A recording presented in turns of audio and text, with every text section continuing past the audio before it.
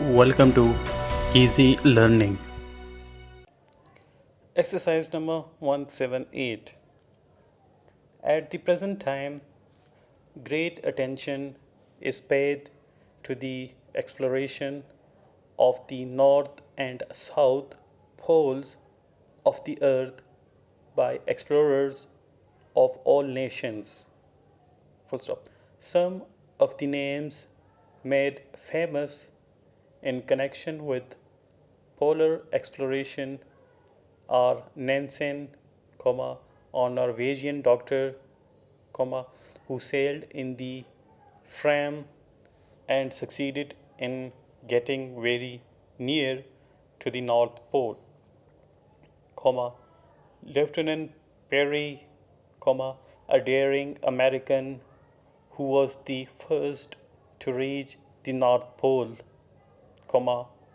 Amundsen, who accompanied Nansen in the Fram and who was the first to discover the South Pole, and Scott, who unfortunately lost his life while returning after having reached the South Pole.